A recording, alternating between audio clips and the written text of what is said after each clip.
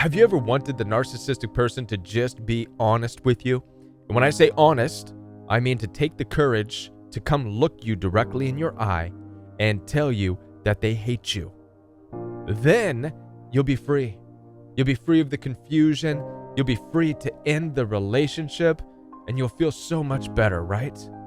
Well, what if I told you that you don't need the narcissistic person to tell you that they hate you? As a matter of fact, this is called something. It's called projection, and it's coming from you. There's a lot we need to talk about. My name is Kevin, and this is The Royal We.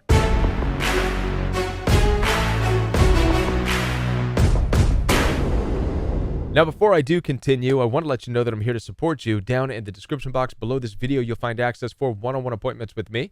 I take telephone calls and video calls through Zoom, FaceTime, and WhatsApp. Also, the Royal We Private membership is available for you, where you get daily support by me and a growing community of people from all over the world. I have a workout program for you so you can get back into shape. We have fellowship every Tuesday night where we explore what the Bible has to say about narcissism, so much more, all within the privacy of a members-only app. So head on down to the description box right below this video right now. Schedule your one-on-one time.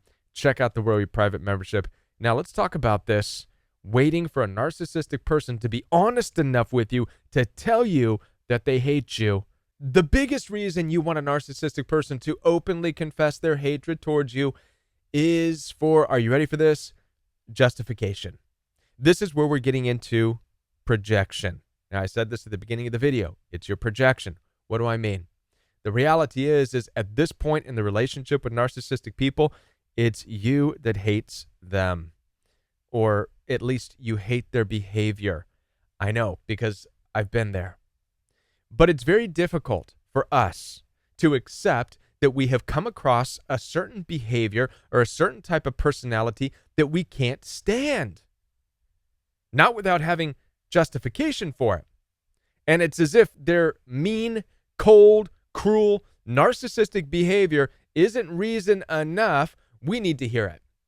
Where do we get this weird idea anyways? I don't know. Maybe it's a part of our generation. I know when I was brought up in this generation of don't be the first one to hit.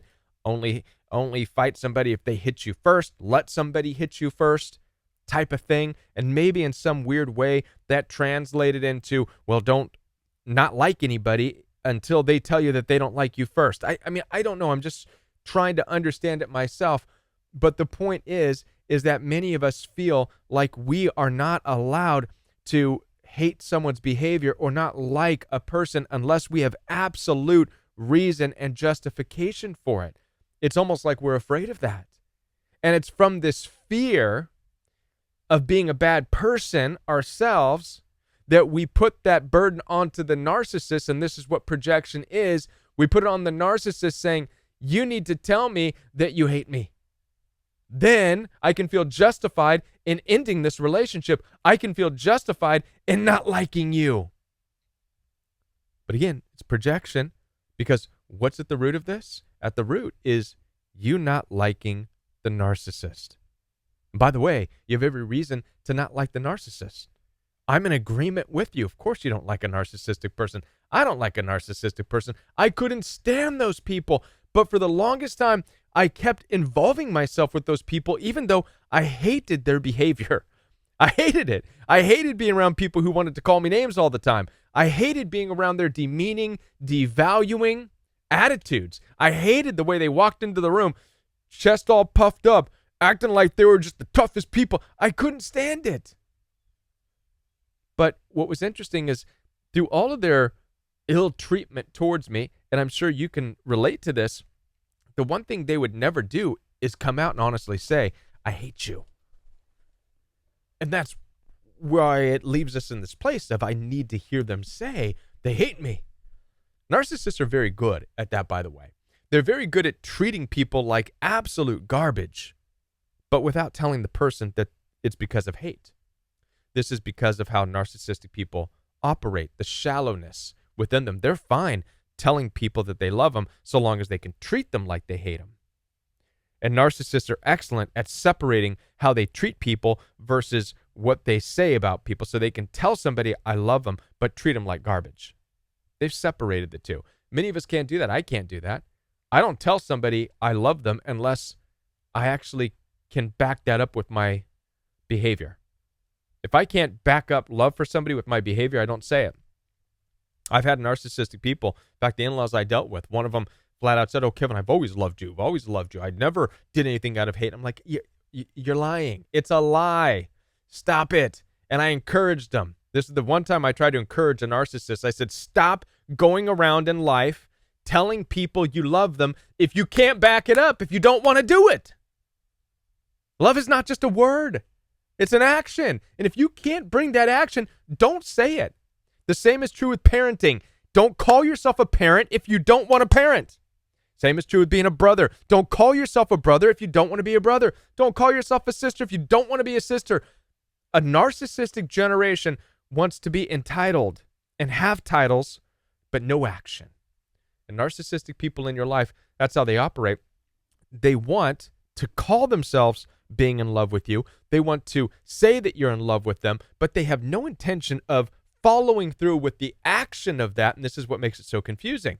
And you've bought into that. And since they haven't told you that they hate you, you're confused. But what's really taking place is over the course of the relationship, you have grown tired of the narcissistic rage that they put out. You've grown tired of their lies. You have grown tired of their manipulation. You've grown tired of their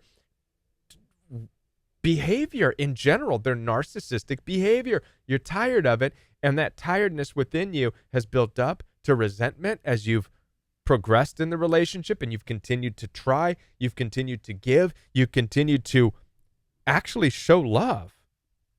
You've grown resentful, and as a consequence of that, you've developed this anger and a hatred towards their behavior, which is normal.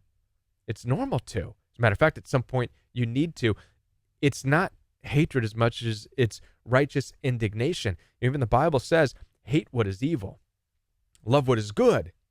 And you're finding yourself in this place when you're dealing with a narcissistic person. You know that the relationship is evil. The way that they treat you is evil. They're demeaning, calling you names and not encouraging you and putting you down. It's pure evil. There's nothing loving about that. There's nothing good about what these narcissistic people say about you. And it could be your mom. It could be your narcissistic dad. And their put downs in your life is nothing short of pure evil. Their desire to control you is nothing short of pure evil. It's just evil. So of course you can hate it. You can hate that narcissistic behavior. You can hate that narcissistic nature. And guess what? You don't need justification. You don't need the narcissistic person to tell you that they hate you first. You don't need permission. You don't need them to hit you first, so to speak. All you need to know is that you've seen enough of the relationship. You don't need to hear it from their mouths. You don't need them to be honest about their hatred. You've seen their honesty through their actions. You have seen their true intentions through their behaviors. So stop with the projection. Accept right now, at this very moment, that if you want to hear a narcissistic person just confess that they hate you, understand that you're projecting. The truth is you've reached a place where you hate their behavior. You hate what's taken place in the relationship. You reached a place where you hate evil finally. But you're a little bit afraid. You're a little bit afraid just to own up to that and say, I hate them. I don't want to deal with them ever again. I don't care that it's my mom, my dad, my narcissistic family members. I want nothing to do with those people. I'm tired of it. I'm tired of the constant backstabbing, tired of the constant name calling, the put downs. They live a life of hatred through their actions. And here I am. I want to hear them tell me that they hate me with their mouth. No, that's me just projecting because I'm a little bit too afraid to admit that I hate them. The whole point of this video for you folks is to free you. You see, there's freedom on the other side of you being able to confess that you don't like them. Stop putting it on a narcissistic person to be the first one to say that they hate you. They've already told you that through their actions. Take the courage to say, you know what? I've seen enough of their actions. I'm courageous enough to say I don't love them. I did this. It was absolutely freeing when I finally told a narcissistic in-laws, one of them that I was dealing with, I'm like, look, I don't love you. I don't believe you love me. And at this point, I don't want you to love me because I don't like your version of love. Your version of love says that you get to call me names and put me down. That's your version of love. Now, I don't buy that. I don't value that. That's not my version of love. So I don't want your love. I don't want you to love me. I don't want to love you. I'm done. I'm done. When I did this, I was free. I no longer was desiring for them to be honest with me. Just be honest with me. Tell me you don't like me. Blah, blah, blah. No. Finally, I had the freedom because I'm an I'm being authentic. I was going to say autonomous, right? Autonomy. It's what it is. Individuality. I was able to separate myself from them and say, okay, I see you and how you live your life now. I don't like it. I'm not going to be a part of it. I don't need you to tell me. I don't need them to tell me that they hate me. I don't need that. It doesn't matter to me. Their behavior says it all. The same is true with you. Let their behavior tell you everything you need to know to make the decision that you need to make. And if part of your decision is you need to hate their behavior, and even if you have to admit to yourself that you actually hate them, do it, because it's going to free you. And it's going to stop you from engaging with them. Part of you wanting to hear them say they hate you keeps you stuck in the relationship. It gives you reason to engage with them.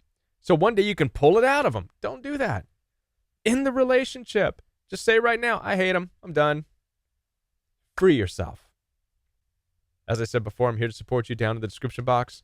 Schedule some one-on-one time with me. Telephone calls, video calls through Zoom, FaceTime, and WhatsApp are available for you.